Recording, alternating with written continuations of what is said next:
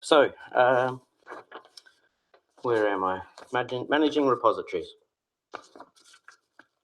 I'm going to tell you about a project that Financial-Times Technology has been working on. But first, can everyone hear me? Yes? Cool. All right, cool. I want you to check out this awesome picture.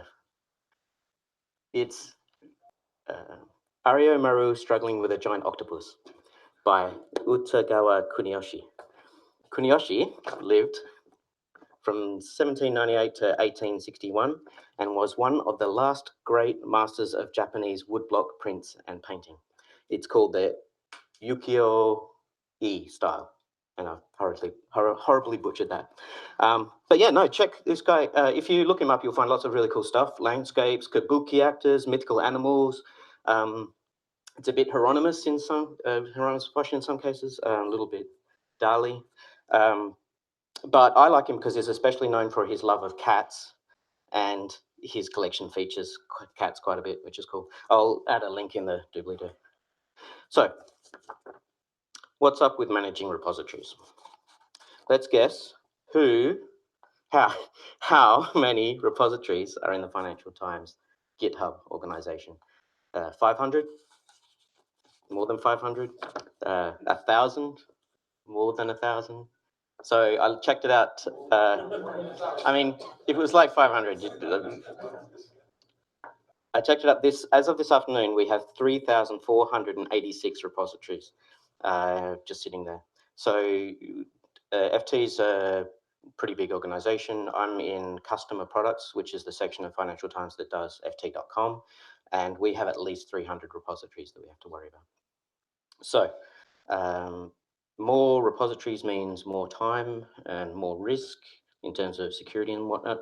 That's the problem we're dealing with here. So thanks up front to FT's Enabling Technologies Group, which is the team I'm in. And a big shout out to Amy, Bran, Chris, Courtney, Jennifer, other Jennifer, Kat, Karen, Sam, Simon, and Tack, and anyone I've forgotten. So how do we deal with so many repositories? We split it up into three general problems. How can we tell which repositories are ours? How can we keep our code up to date in all of our repositories? And how do we track when our work is done? So I'm going to go through these one by one. When automating changes across multiple repositories, we need to know that we're not leaving any out or including any repositories that we don't want to. So to be completely sure, we made a GitHub app called Taco. Taco means octopus in Japanese, which is a reference to the GitHub mascot, the Octocat. Like any other GitHub app, Taco can be installed in different GitHub organizations. So we installed Taco in the Financial Times organization on GitHub, but it's open source, so anyone can install it on their own organization. Taco has a single purpose, just to keep a list of repositories. That's it. Here's how it works. Step 1, a developer creates a new repository in GitHub. Step 2, the developer adds that repository to the Taco instance on GitHub. There is no step 3. The repository is now in that Taco list. Taco has an API which just outputs some JSON. You'll see that in a sec.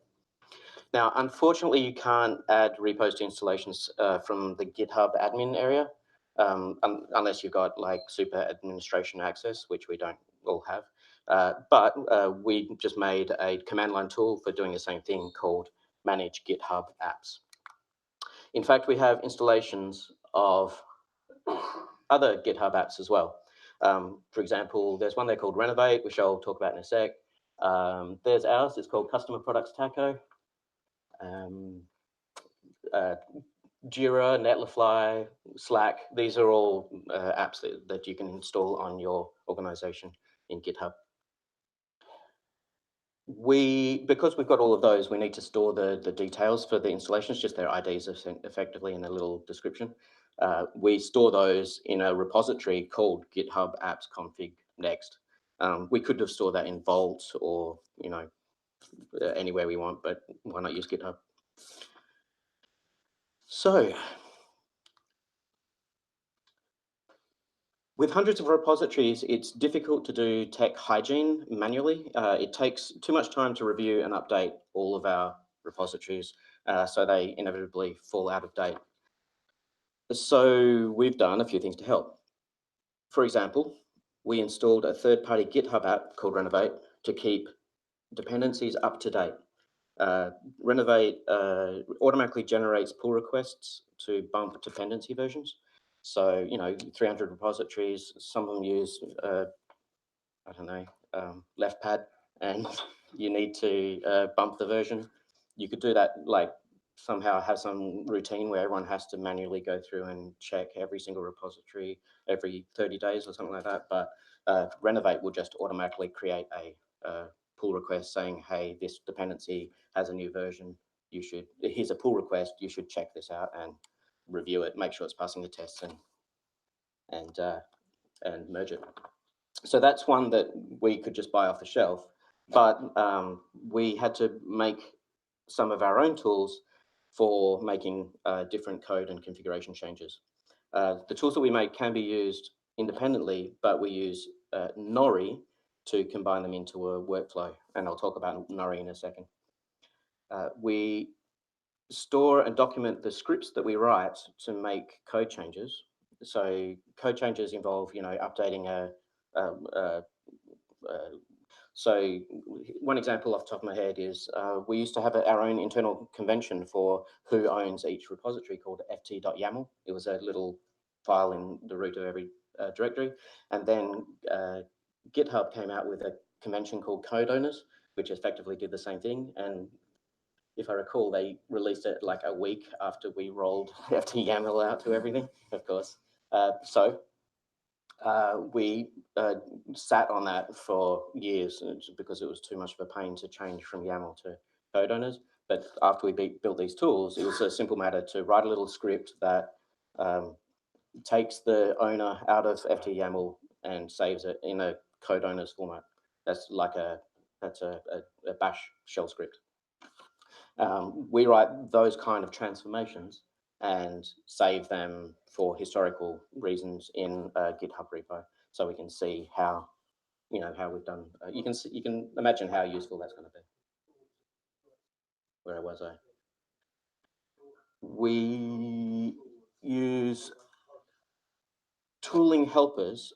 We've got two of them. We've got one called Git, and that just does common Git operations. It's a tooling helper, so you can in your bash script, in your transformation, you can say git commit, git push, that kind of thing on your local machine. And we have package.json. No points for guessing that the package.json tooling helper is a tool that helps you update package.json files.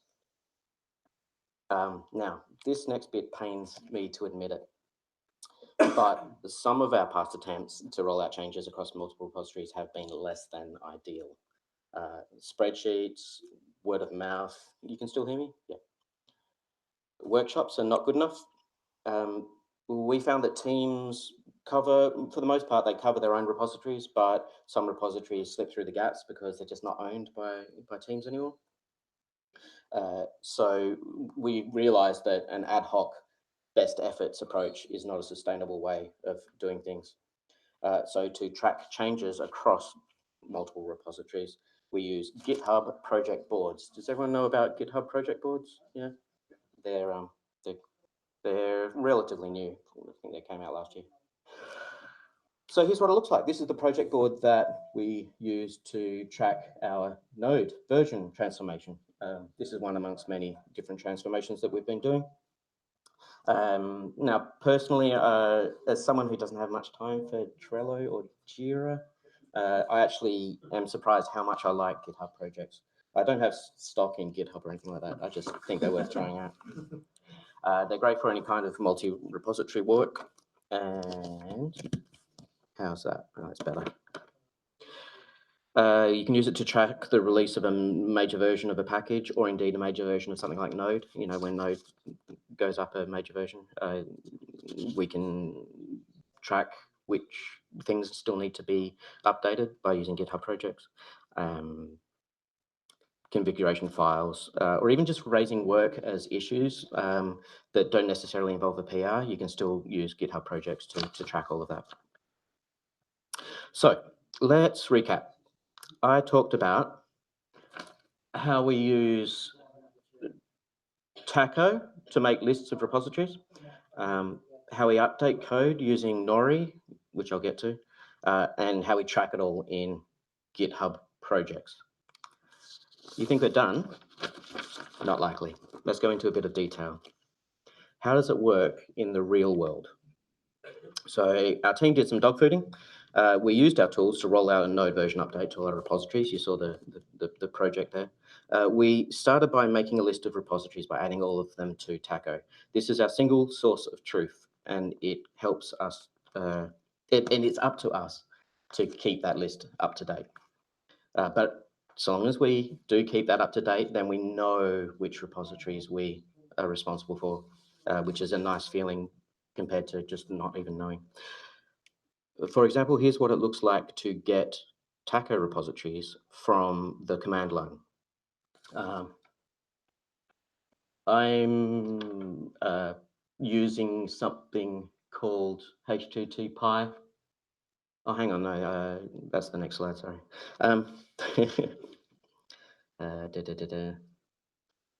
Yeah, details can be found at the github.com/financial-times/taco repository. Links in the doobly-doo. But this is too noisy. I want to filter this list out. What I mean is not all repositories are equal. Some are components, some are applications, some serverless lambdas, Express.js on Node, you know, they're all different. So Taco data includes the topics for each repository. The idea is to filter out the repositories that are appropriate for whatever task is at hand. So we can add any topics that we like. We add a topic for customer products. We've got a topic for app. We might have another one for Lambda, whatever we like. So oh yeah, we can add any topics we like and they'll be available in the Taco list. But just filtering by topics is not enough. You might need to know which apps are using forever, or maybe you want to know all of the repositories that have smoke tests in prop files, or you might need to know which have a code owners file but don't have any content in the code owners file, you know, that kind of thing. So if only we could run a full text content search on each repository in our Taco list. The github.com search is okay-ish, but it's not great. And the GitHub API is rate limited, so you end up struggling with that. Enter Ebby, which is a command line tool that searches the contents of your GitHub repositories. Ebby is Japanese for prawn, and like a prawn, it's small and it crawls through your sea of code, finding little nuggets of information. The Ebby repo on GitHub has good examples, but here I'm fetching a Taco serverless list by the topic and searching each repository for serverless.yaml files which contain the string serverless offline, all in one handy command. I'm using HTTP and JQ, but alternatives are available. Oh yeah, in order to get this to work, you have to export a GitHub personal access token as an environment variable, because you know you don't, unless you're with a public GitHub, in which case I'm not sure how that works. But assuming that your repos are private, you need that token. All of the details for how to get that all set up and how to use it, including other examples, are in the repository for Taco. In fact, I used Taco for this, the repository for Ebby. Ebby, in this case, I'm using Taco for an input list, but you can use any list of repositories. You don't need to use Taco. Ebby is flexible, it's worth checking out. Okay. So let's say we have a list of repositories. Now, we want to make changes to all of them. Oh, and we want to track the progress. So wouldn't it be cool if we could just automate all that away? That's what nori is for. Nori is edible seaweed used in Japanese cuisine to wrap rolls of sushi. And we use nori to wrap our tools. There you go. I didn't come up with that name, but I definitely approved it.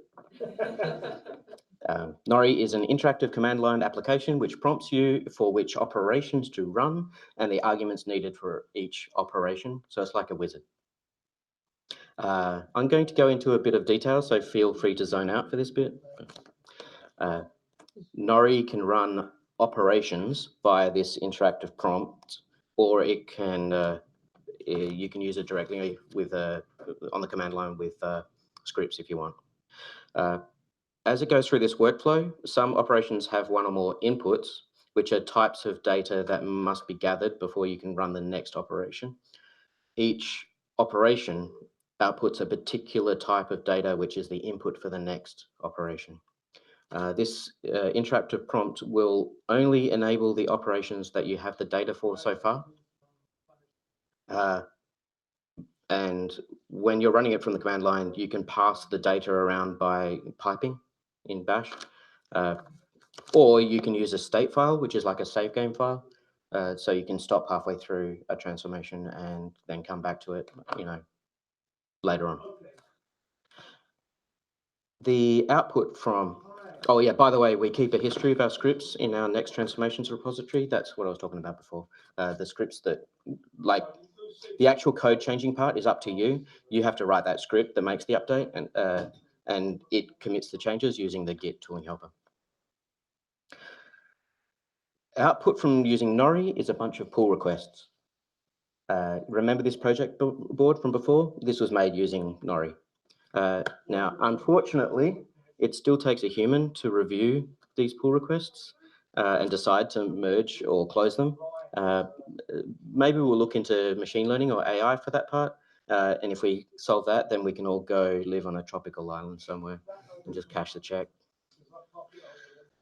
Nori is like a workflow wizard, but if we want to do just the GitHub parts, just working with GitHub, we can use Asari. Asari is Japanese for clam. Like a clam, Asari is happiest when it's inside a shell. With Asari, you can manage GitHub issues, projects, and pull requests from your terminal. So you type npx Asari, and as long as you've got this GitHub token environment variable, you don't ever have to go to github.com. You can just do everything like a hacker.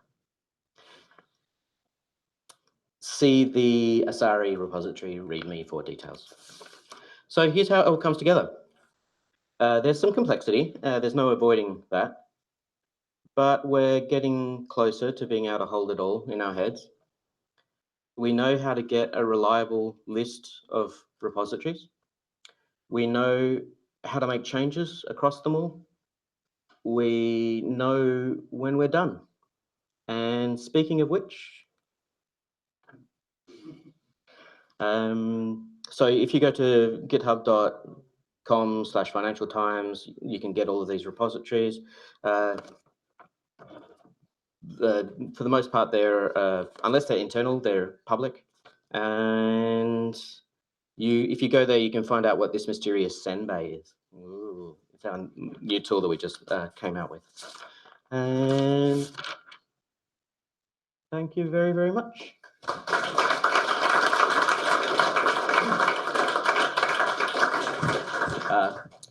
We're hiring. Yes, they're hiring. He was supposed to say that at the beginning, but they're hiring. So before I ask my questions, does anybody have any questions? Can I use my microphone? Hi, thank you for the talk. So you mentioned that you're using tools to automatically detect when you want to upgrade to, a future available version, and that it'll automatically raise pull requests for you.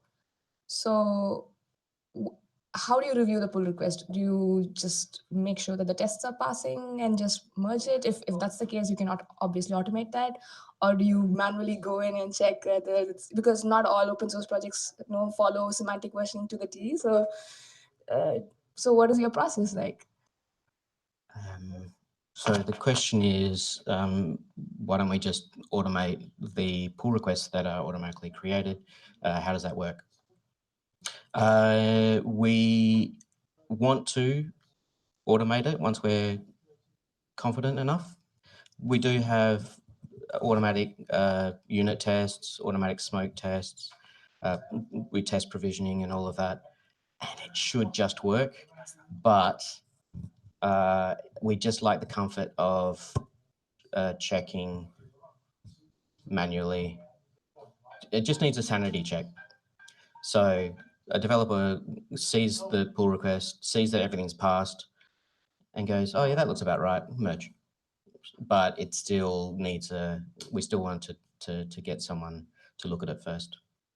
Although, yeah. But you can do that only for minor versions. How do you handle major versions?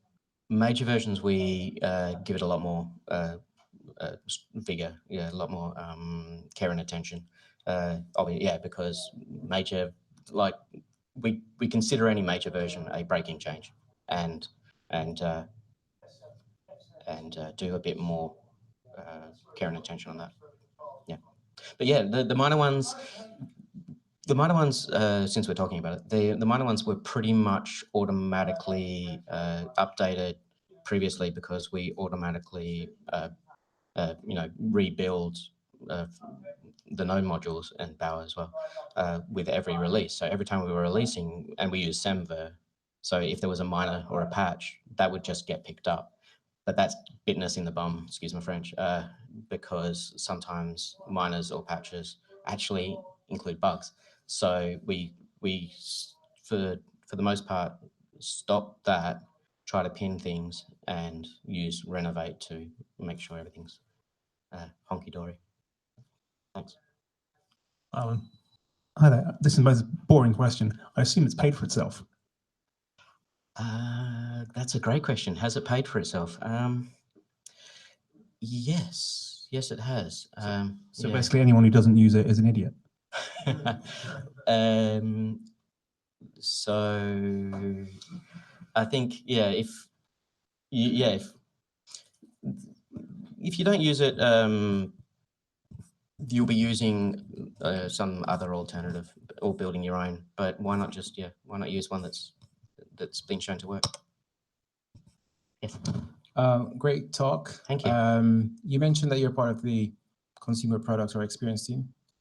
Any chance that you guys have considered looking at mono repos for your area, and why not?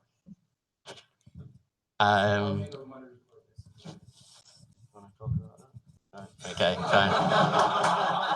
You can have a microphone. So the question was, we've got so many repositories, why don't we consider a mono repo, and then we wouldn't have this problem of so many repositories.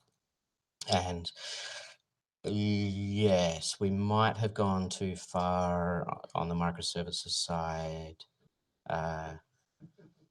but there were reasons why we took that approach. The previous iteration of ft.com took an entire weekend to release, and part of the solution was making it easier to release bits at a time. Yeah, but no, we currently have projects that are turning what used to be many repositories back into a mono repo. We're just finding the sweet spot. Yeah. Just a follow-up question to that. So I know, for instance, you just mentioned some of the normal early days, but you do have tooling like Basel and so on that allows you to do isolation of Is it something that you guys have written off that you probably never consider based on specific issues you guys have had, or is it something that you just think having 300 repos is probably easy to manage and try to narrow that down rather than bring it back into another? I'm going to. So the question was, have we considered the alternatives? Was there a specific reason that we seem to be so committed to multiple repositories? that question's outside my pay grade. I think that here's my take, and my opinions are my own. I think we didn't anticipate having quite so many repositories.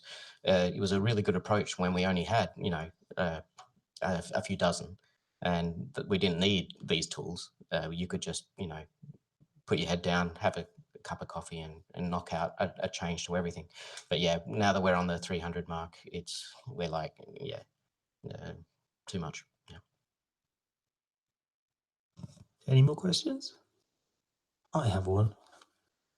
So what do you spend longer doing? Managing repos or dreaming up names for tools? Were there any other questions? No? I consider myself quite fortunate. I get to spend a lot of time working on these tools. Best job in the world, and we're hiring. Did I mention that? We have a saying in the team I'm in, ETG. We don't do the work for you. We build the tools to make it easier for you to do the work. And the reason we make such a point of that is because we were a de facto maintenance team, and we realized that we just couldn't keep up. So we had to change course and become the teaching people to fish rather than doing the fishing for other people. Cool, thank you. Thanks very much. Right, good having you.